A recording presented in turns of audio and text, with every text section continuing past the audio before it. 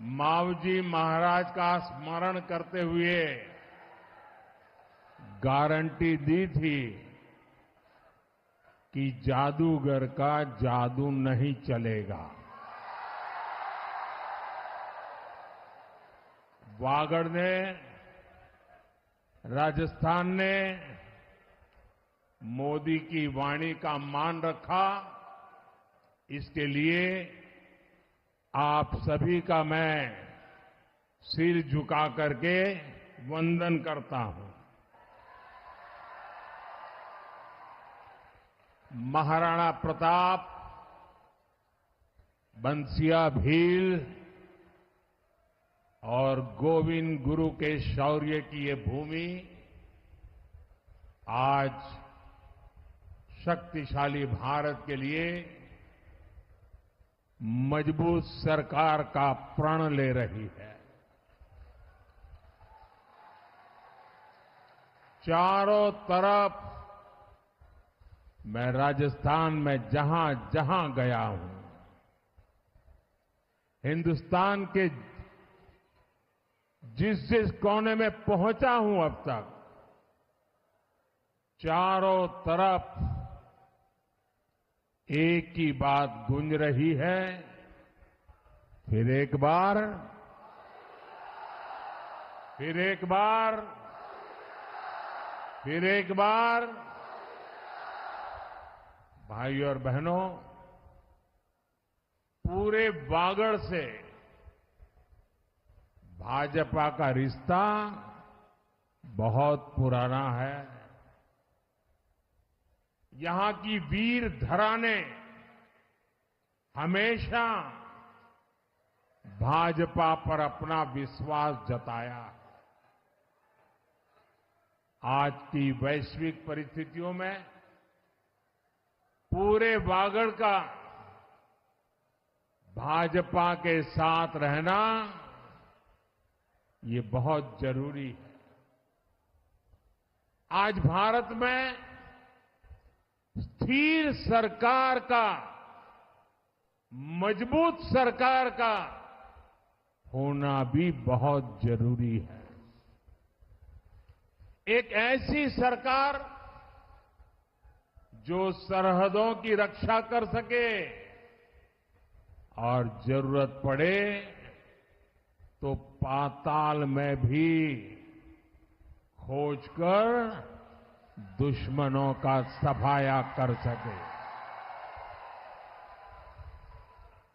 एक ऐसी सरकार जो देश की महिला,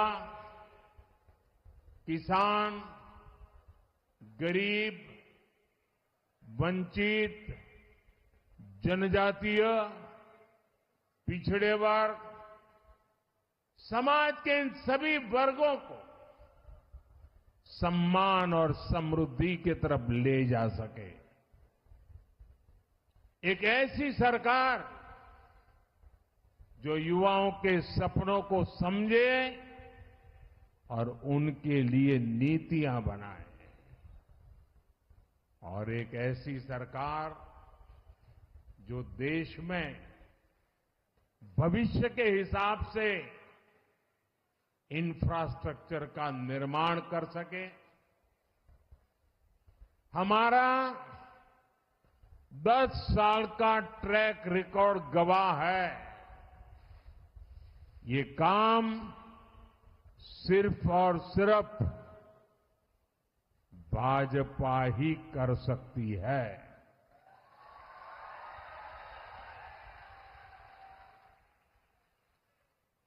और कोई कर सकता है क्या? और किसी पर भरोसा कर सकते हैं क्या? और लोग यहां वोट मांगने के लिए निकले हैं, उनको पूछो तो भाई, इतना बड़ा देश, एक नाम तो बताओ, हम किसको सुपुर्द करें? बताओ, कोई नाम बता सकते हैं क्या? कोई नाम बता सकते हैं क्या? क्या आप ऐसे जिसका नाम ही नहीं है, पहचान नहीं है, पुराना कोई रिकॉर्ड का आता पता नहीं है, क्या उसको इतना बड़ा देश दे सकते हैं क्या? क्या आपके सपनों को उनके भरोसे छोड़ सकते हैं क्या?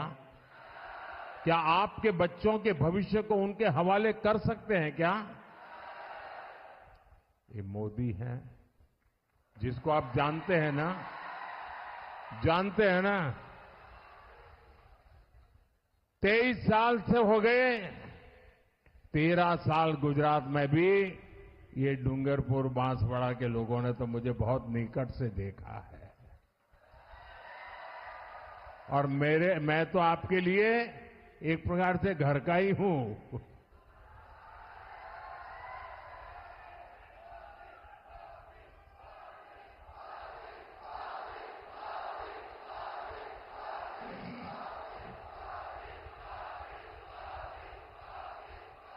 साथियों, देश के उज्जवल भविष्य के लिए, देश को मजबूत बनाने के लिए, आपके सपनों को पूरा करने के लिए, इसी आधार पर मोदी पूरे देश से, राजस्थान से और वागड़ से आशीर्वाद मांगने के लिए आया है।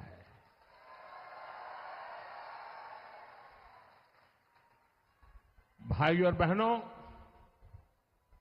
भाजपा सबका साथ, सबका विकास, सुशासन का एक उम्दा मंत्र लेकर के समर्पण भाव से काम कर रही है। बांसवाड़ा और डूंगरपुर के जिन 3 लाख परिवारों को पक्के घर मिले हैं,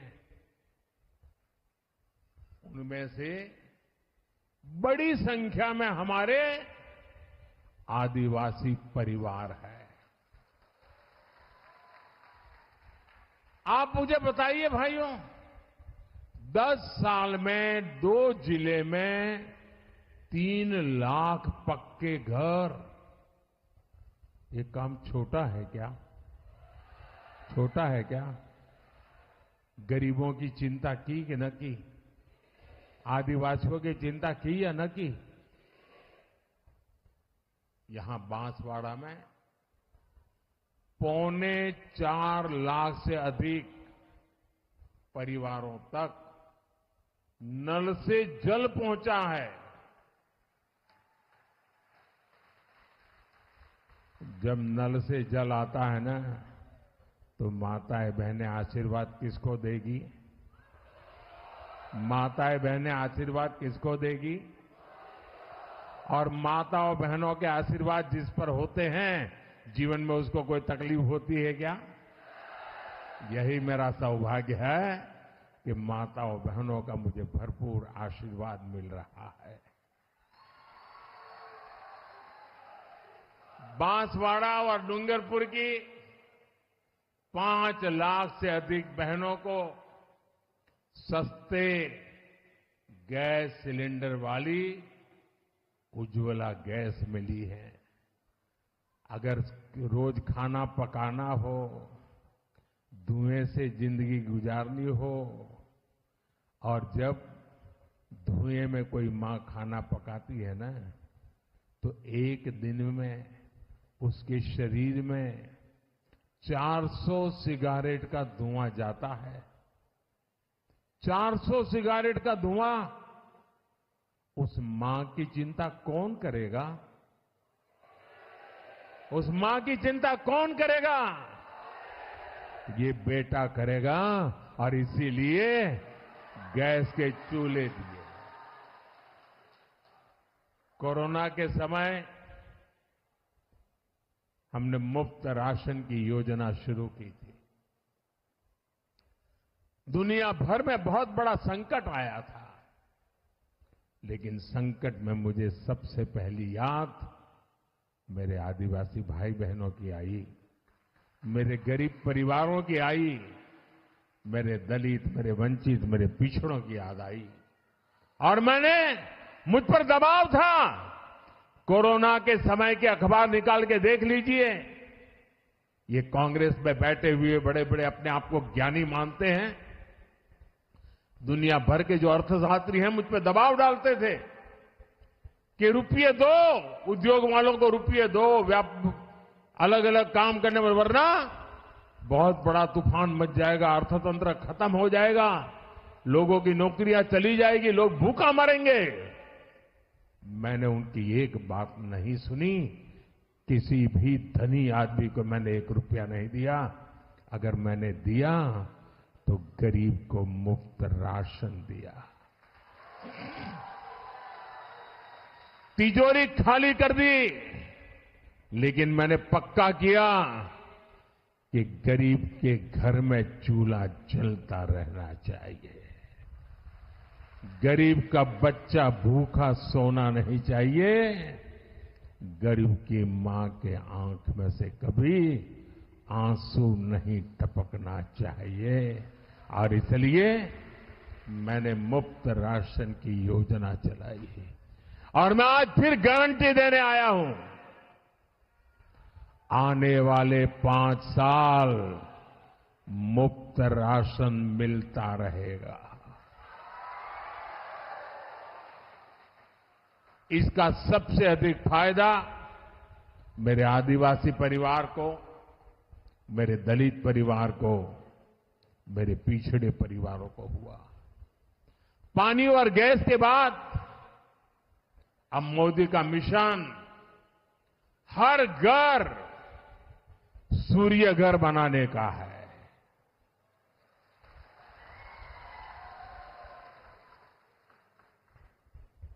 मेरी कोशिश है आपका बिजली का बिल 0 हो जाए।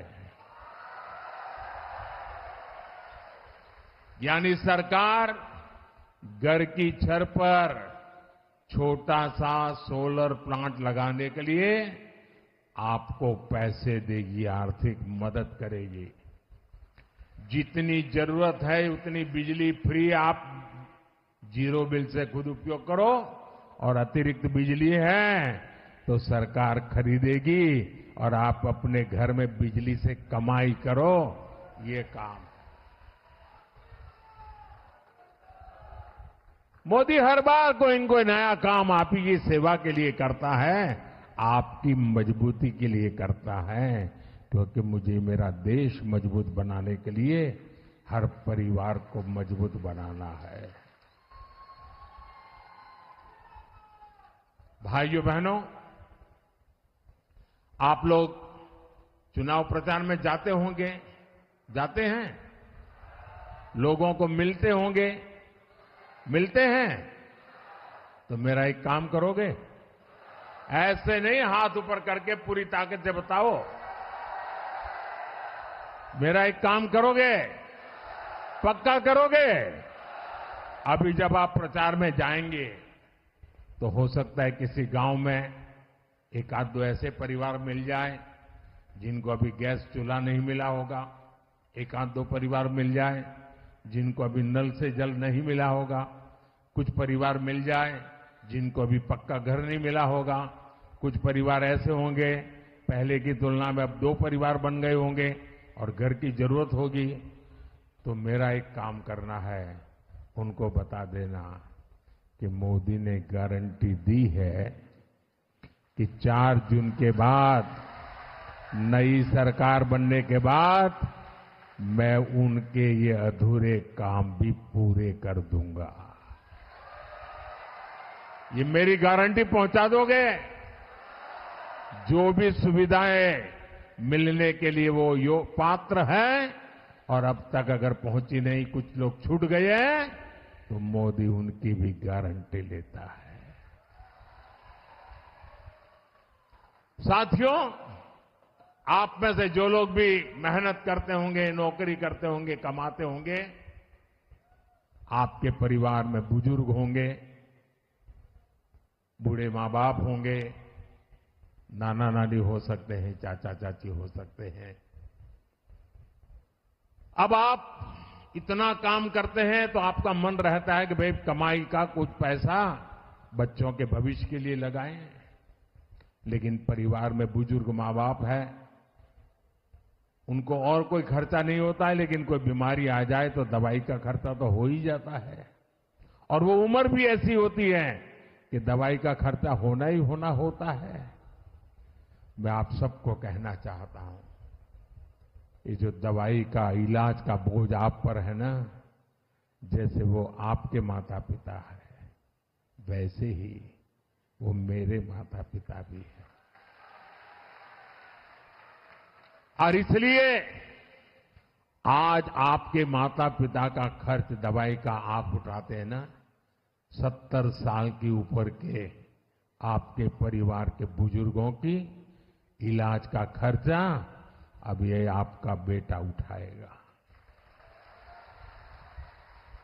और इसलिए भाजपा ने ऐलान किया है कि 70 वर्ष की ऊपर के आयु के सभी बुजुर्गों को, चाहे वो गरीब हो, मध्यम वर्ग हो, उच्च हो, कोई भी हिंदुस्तान का कोई भी 70 साल से ऊपर का बुजुर्ग होगा, उनका इलाज मुफ्त किया जाएगा। सरकार उसका जिम्मा लेगी। भाई और बहनों, मैं माता त्रिपुरा सुंदरी को नमन करते हुए माताओं बहनों को भी मोदी की एक बड़ी गारंटी याद दिला रहा हूं। लखपति दीदी अभियान के तहत अब तक 1 करोड़ बहनों की वार्षिक आय 1 लाख से अधिक हो चुकी है। अब मोदी की गारंटी है कि 3 करोड़ बहनों को लखपति दीदी बनाया जाएगा। हमारी बेटियां खेलों में खूब आगे बढ़े, इसके लिए भी विशेष कार्यक्रम, विशेष सुविधाएं बनाई जाएगी। यहां स्वयं सहायता समूहों से जुड़ी जो बहनें हैं, उनके लिए आने वाले 5 साल सुख समृद्धि के होने वाले हैं। भाजपा ने इन समूहों से जुड़ी बहनों को विशेष ट्रेनिंग का ऐलान किया है, ताकि वो भी शिक्षा, स्वास्थ्य, पर्यटन जैसे क्षेत्रों से जुड़ सके। बिना गारंटी का ऋण देने वाली मुद्रा योजना के तहत लोन की सीमा 10 लाख से बढ़ाकर 20 लाख की जा रही है। इसका फायदा भी मेरी माताओं बहनों को भी होगा। साथियों, भाजपा गरीब कल्याण के लिए समर्पित है, पूरी ईमानदारी से काम करती है, लेकिन कांग्रेस की दुकान में भय, भूख और भ्रष्टाचार ही बिकता है। कांग्रेस ने हमेशा दलितों को डराया, कभी आदिवासियों को डराया, कभी अल्पसंख्यकों को डराया। आज भी ये कभी लोकतंत्र को लेकर, संविधान को लेकर, आरक्षण को लेकर भांति भांति का झूठ फैला रहे हैं, भांति भांति का डर दिखा रहे हैं। लेकिन कांग्रेस को पता नहीं है कि भारत हर प्रकार से डर से बाहर निकल चुका है, और इसीलिए इनका झूठ नहीं चल पा रहा है। आज देखिए, देश भर में जिन जिन राज्यों में आदिवासी आबादी अधिक है, वहां कांग्रेस या तो सत्ता से बाहर है या फिर तीसरे चौथे नंबर पर है। साथियों, कांग्रेस के विरुद्ध ये आदिवासी समाज का आक्रोश है। इस आक्रोश के ठोस कारण है। आप मुझे बताइए, जब पंचायत से पार्लियामेंट तक कांग्रेस की सरकारें थी, तब भी आदिवासी समाज था या नहीं था? आदिवासी समाज था कि नहीं था? देश गुलाम था, तब भी आदिवासी समाज था कि नहीं था? प्रभु रामचंद्र के जमाने में आदिवासी समाज था कि नहीं था? लेकिन तो कभी आदिवासियों के कल्याण के लिए कोई मंत्री, मिनिस्ट्री बनाने का मन नहीं कर गया, बजट बनाने का मन नहीं कर गया। ये अटल जी की सरकार आई, तब पहली बार आदिवासियों के लिए अलग मंत्रालय बना, अलग बजट बना। करोड़ों आदिवासी बेटे बेटियों में से कांग्रेस को 60 वर्षों में एक भी ऐसा नहीं मिला जो देश का राष्ट्रपति बन सके। क्या आदिवासी समाज में क्षमता नहीं थी क्या? जरा सोचिए कांग्रेस की क्या मानसिकता है। 2014 में आपने अपने सेवक को आशीर्वाद दिया। आज देश की पहली नागरिक, हमारी सेनाओं की सुप्रीम कमांडर, देश की राष्ट्रपति आदिवासी समाज की एक बेटी है। यही असली भागीदारी है, यही बाबा साहेब के दिए संविधान की स्पिरिट है। पूरी दुनिया ने इसकी प्रशंसा की, लेकिन कांग्रेस और इंडी गठबंधन उनका विरोध किया। साथियों, ये भाजपा ही है जिसने स्वतंत्रता आंदोलन में आदिवासी समाज की भूमिका को स्वीकार, उनके लिए समर्पित म्यूजियम बनवाए हैं। ये भाजपा ही है जिसने भगवान बिरसा मुंडा की जयंती को जनजातीय गौरव दिवस घोषित किया। और अब तो भाजपा ने ऐलान किया है कि अगले साल भगवान बिरसा मुंडा की 150वीं जन्म जयंती को जनजातीय गौरव अभियान के रूप में पूरे वर्ष भर हिंदुस्तान के हर कोने में मनाया जाएगा। और मुझे पता है, जब मैं ये बातें बताऊं ना, तब कांग्रेस वालों के पेट में दर्द शुरू हो जाता होगा। साथियों, कांग्रेस जैसी पार्टियों की आपकी परवाह नहीं है। कांग्रेस जैसी पार्टियां सिर्फ अपनी संतानों के लिए काम करती है।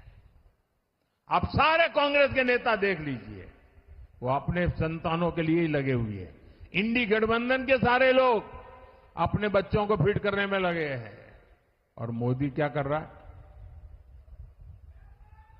मोदी आपके संतानों के भविष्य के लिए खप रहा है। आपके संतानों के लिए, भविष्य के लिए बनाने के लिए दिन रात मेहनत कर रहा है।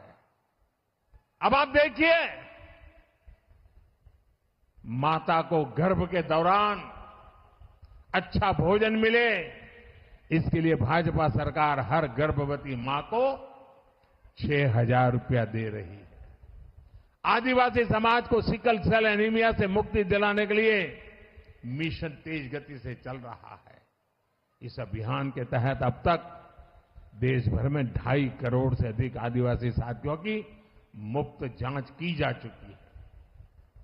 दवाई के साथ साथ आदिवासी युवाओं की पढ़ाई और कमाई के लिए भी अभूतपूर्व काम हो रहा है। 10 सालों में आदिवासी बच्चों के लिए हमने 400 से अधिक एकलव्य मॉडल स्कूल खोले हैं। भाजपा का संकल्प है कि इनको हम 750 तक ले जाएंगे। हमने 24,000 करोड़ रुपए की योजना उन जनजातियों के लिए भी बनाई है जो आदिवासियों में भी सबसे पिछड़े हैं। इसमें राजस्थान की भी हमारी सहारिया जैसी कौम, सहारिया जैसी जातियां, उनको हमने प्राथमिकता दी है। साथियों, स्वार्थ और अवसरवादिता में घिरी कांग्रेस की हालत ऐसी हो गई है कि कांग्रेस का शाही परिवार आजादी के इतिहास में पहली बार होगा। और ये नोट करिए, आजादी के बाद इतने चुनाव हुए, पहली बार दिल्ली में कांग्रेस का जो शाही परिवार रहता है वो कांग्रेस को वोट नहीं देगा। अगर ये शाही परिवार कांग्रेस को वोट नहीं देता है तो आपसे वोट मांगने का उनको क्या हक है भाइयों? जहां इस शाही परिवार के लोग रहते हैं वहां कांग्रेस चुनाव ही नहीं लड़ रही है। पहली बार ऐसा हो रहा है कांग्रेस की दुर्दशा कि उनका शाही परिवार खुद कांग्रेस को वोट नहीं कर पाएगा। इधर राजस्थान में क्या हो रहा है? हमारे यहां कांग्रेस के नेता घर घर जाकर के क्या कह रहे हैं? कांग्रेस को वोट मत दो। .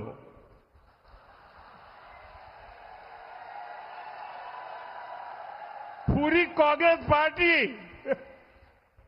हम पहले तो सुनते थे कि वो कहते थे भाजपा को वोट मत दो। यहां पर पूरी कांग्रेस पार्टी घर घर जाके कह रही है कांग्रेस को वोट मत दो। दिल्ली में शाही परिवार कांग्रेस को वोट नहीं देता, यहां कांग्रेस कहती है कांग्रेस को वोट मत दो। ये हाल है इस पार्टी का, इस पर आप भरोसा कर सकते हैं। भाइयों बहनों, इन दिनों जो लोग कांग्रेस छोड़कर के बाहर निकले हैं, वे एक बात बड़ी गंभीरता से बताते हैं। वो सारे लोग कह रहे हैं कि कांग्रेस अब कांग्रेस नहीं रही है। अब कांग्रेस अर्बन नक्सलों के कब्जे में चली गई है। कांग्रेस अब वामपंथियों के चंगुल में फंसी हुई है। तो हमारे एक मित्र ने उनको पूछा कि आप ये कैसे कहते हैं? तो उन्होंने कहा उनका मैनिफेस्टो देख लीजिए, इस बार का कांग्रेस का मैनिफेस्टो देख लीजिए। कांग्रेस ने अपने मैनिफेस्टो में जो कहा है वो चिंताजनक है, गंभीर है, और ये माओवाद की सोच को धरती पर उतारने की उनकी कोशिश है। उन्होंने कहा है कि अगर कांग्रेस की सरकार बनेगी तो हरेक की प्रॉपर्टी का सर्वे किया जाएगा। हमारी बहनों के पास सोना कितना है उसकी जांच की जाएगी, उसका हिसाब लगाया जाएगा। हमारे आदिवासी परिवारों में चांदी होती है, सिल्वर कितना है उसका हिसाब लगाया जाएगा। सरकारी मुलाजिमों के पास कितना जगह है, क्या है, पैसे कहां है, नौकरी कहां है, उसकी जांच की जाएगी। इतना ही नहीं, आगे क्या कहा है, ये जो गोल्ड है बहनों का और जो संपत्ति है, ये सबको समान रूप से वितरित कर दी जाएगी। क्या ये आपको मंजूर है? क्या आपकी संपत्ति सरकार को हटने का अधिकार है? क्या आपकी संपत्ति को, आपने मेहनत करके कमाई हुई संपत्ति को सरकार को ऐंठने का अधिकार है? क्या उस संपत्ति को मेरी माताओं बहनों की जिंदगी में सोना वो सिर्फ शो करने के लिए नहीं होता है, उसके स्वाभिमान से जुड़ा हुआ है। उसका मंगलसूत्र वो एक सोने का कीमत का मुद्दा नहीं है, उसके जीवन के सपनों से जुड़ा हुआ है। तुम उसे छीनने की बात कर रहे हो अपने मैनिफेस्टो में। गोल्ड ले लेंगे, सबको वितरित कर देंगे। और पहले जब उनकी सरकार थी उन्होंने कहा था कि देश की संपत्ति पर पहला अधिकार मुसलमानों का है। इसका मतलब ये संपत्ति इकट्ठी करके किसको बांटेंगे? जिनके ज्यादा बच्चे हैं उनको बांटेंगे। घुसपैठियों को बांटेंगे। क्या आपकी मेहनत की कमाई का पैसा घुसपैठियों को दिया जाएगा? आपको मंजूर है ये कांग्रेस का मैनिफेस्टो कह रहा है कि वो माताओं बहनों का सोने का हिसाब करेंगे, उसकी जड़ती करेंगे, जानकारी लेंगे और फिर उस संपत्ति को बांट देंगे। और उनको बांटेंगे जिनको मनमोहन सिंह जी की सरकार ने कहा था कि संपत्ति पर पहला अधिकार मुसलमानों का है। भाइयों बहनों, ये अर्बन नक्सल की सोच, मेरी माताओं बहनों, ये आपका मंगलसूत्र भी बचने नहीं देंगे, यहां तक जाएंगे, मैं कहने आया हूं। साथियों, कांग्रेस में भ्रष्टाचार ही शिष्टाचार है, ये तो वागड़ के लोग अच्छी तरह जानते हैं। कांग्रेस के शासनकाल में युवाओं के सपनों के साथ खिलवाड़ किया गया। अब कांग्रेस के पेपर लीक माफिया पर भी हमारे भजनलाल जी पूरी ताकत से लगे हैं और उनको ठिकाने लगा करके रहेंगे। केंद्र सरकार ने भी इसके लिए एक कड़ा कानून बनाया है। अब इनको ये भी मालूम नहीं है, पार्लियामेंट में बैठते हैं पेपर लीक का कानून बन चुका है। अबे घूमते फिरते हम कानून बनाएंगे। ये कानून युवाओं को धोखा देने वालों को कड़ी सजा दिलाएगा और ये मोदी की गारंटी है। साथियों, कांग्रेस ने वागड़ इलाके को भी सड़क, रेल और दूसरी कनेक्टिविटी से हमेशा वंचित रखा। आपको ऐसी सुविधाएं देना ये मोदी की गारंटी है। हमने रतलाम डूंगरपुर रेल लाइन को वाया बांसवाड़ा से जोड़ने का काम शुरू करवाया। इस काम को भी कांग्रेस ने बरसों तक लटका कर रखा था। उदयपुर, बांसवाड़ा और डूंगरपुर को शामलाजी गुजरात के साथ जोड़ने वाले नेशनल हाईवे से भी बहुत फायदा हो रहा है। उदयपुर में कनेक्टिविटी सुधारने के बहुत सारे काम हो रहे हैं। इसमें हाईवे, रेलवे के कई प्रोजेक्ट शामिल है। बांसवाड़ा में पावर प्लांट भी बन रहा है। 4 जून के बाद ऐसे हर काम को तेजी से पूरा किया जाएगा। साथियों, बीते साल में बहुत कुछ हुआ है, लेकिन अभी हमें विकसित भारत बनाने के लिए बहुत कुछ करना है।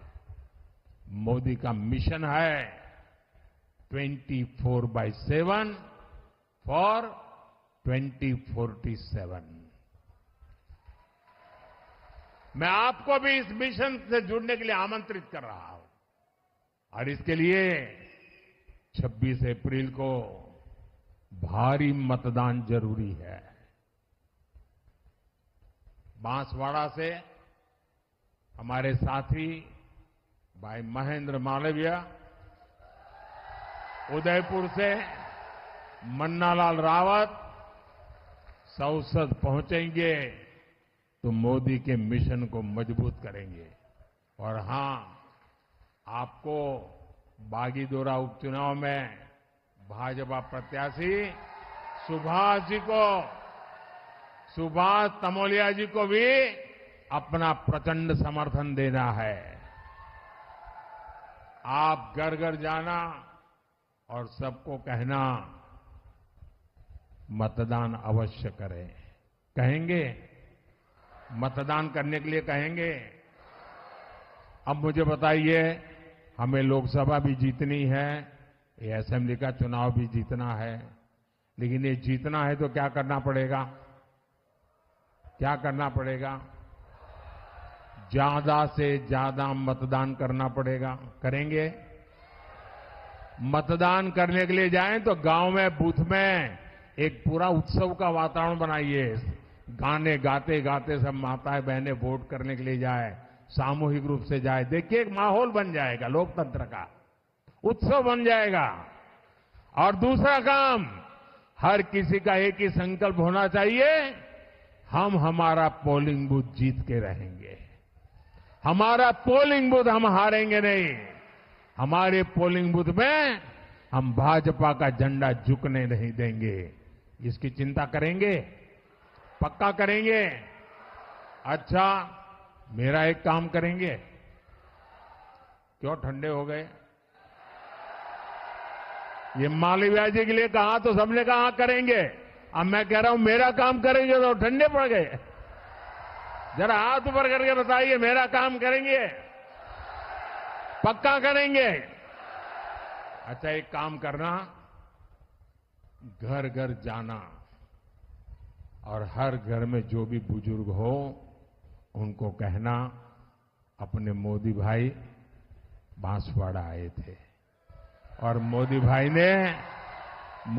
ने आपको राम राम कहा है। मेरा राम राम पहुंचा देंगे? हर परिवार को मेरा राम राम पहुंचा देंगे? बोले भारत माता की